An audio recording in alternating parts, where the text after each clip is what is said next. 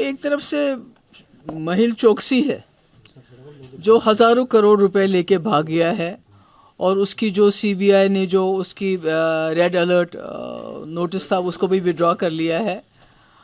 تو دوسری اسی طرح اڈانی کا قصہ ہے جو لاکھوں کروڑ روپے لے کے اس وقت وہ بیٹھا ہوا ہے. دوسری طرف سے جموں کشمیر میں جو چھوٹے چھوٹے بزنس مین ہیں, جو کانٹریکٹرز ہیں, جو کام کرتے ہیں, ان کو بلیک لسٹ کیا جا رہا ہے, ان کو تنگ کیا جا رہا ہے. تو مجھے سمجھ نہیں آتی ہے کہ آپ چاہتے کیا ہو جموں کشمیر میں کرنا. اگر کوئی کسی نے ملیٹنٹ تھا, اس نے ملیٹنسی چھوڑ کے مین سٹریم میں آ گیا, پچھلے 10-30 سال سے وہ ٹھیکیداری کا کام کر رہا ہے, یا کسی کا دور دراز رشتہ دار کبھی ملیٹنٹ رہا ہے جو مارا گیا ہے, تو آپ ان کی کرائم برانچ سے انویسٹیگیشن کروا کے ان کو بلیک لسٹ کر رہے ہیں. یہاں سے ایک طرف سے آپ نے ایپٹیک جیسی کمپنی جو بلیک لسٹڈ کمپنی ہے اس کو ایمپلائی کیا, دوسری طرف سے جموں کشمیر میں آپ نے جو اپنی روزی روٹی کمانا چاہتے ہیں اس کو جرم بنا دیا ہے. تو یہاں کے ٹھیکیداروں کو بلیک لسٹ کیا, آج بھی کوئی 300-350 کو بلیک لسٹ کیا کہ ان کا کوئی رشتہ دار ملیٹنٹ رہا ہے, وہ دنیا میں ہے بھی نہیں. اس سے پہلے 40-50 کو کیا کہ وہ کبھی ملیٹنٹ رہے, انہوں نے ملیٹنٹ سے چھوڑ کے مین سٹریم میں. تو کیا چاہتے ہیں گورنمنٹ, کیا چاہتی ہے, لوگ کیا کریں؟ مجھے لگتا ہے کہیں نہ کہیں یہ سرکار چاہتی ہے جن لوگوں نے بندوق چھوڑ کے مین سٹریم جوائن کی یا جن کا کوئی رشتہ دار ملیٹنٹ رہا ہے, یہ ان کو مجبور کرنا چاہتے ہیں. They want to push them to the وال.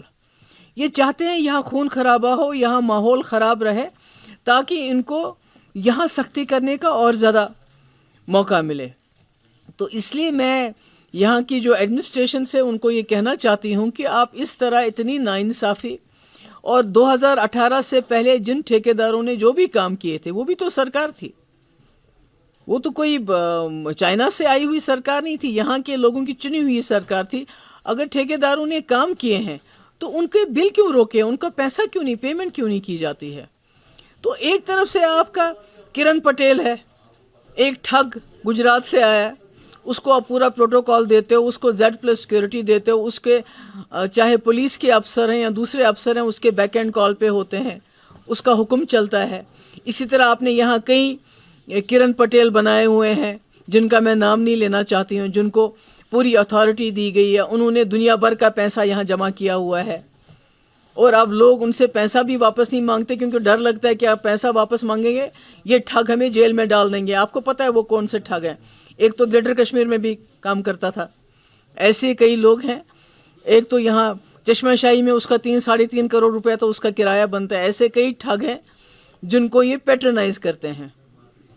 اور دوسری طرف سے یہ یہاں کے جو عام لوگ ہیں, چاہے وہ ٹھیکیدار ہے چاہے جرنلسٹ ہے, اس کے ناک میں دنگ کر رکھا ہے, ان کو کام نہیں کرنے دیتے ہیں. Ma'am, your first reaction. Ma'am, Sharda Temple, ma'am, Sharda Temple after 76 years it has been thrown open. So you have been on a forefront always of pushing the same. And in fact, in 2019 you had written to the Prime Minister of India imploring government of reopening the same. What's your first reaction on it? No, this is very good. We have always been saying that we need to, engage, reconcile and resolve things. So opening of Sharda Temple is a very good thing. It is something that the Kashmiri Pandits were looking forward to. They really wanted it to be opened. It's a very good thing, and I hope it will not be restricted only to the pilgrimage. It will go beyond that. اور اس کے ساتھ ساتھ I also hope that the business which was conducted on Muzaffarabad Road and Rawalakot Road, that also is resumed. Thank you.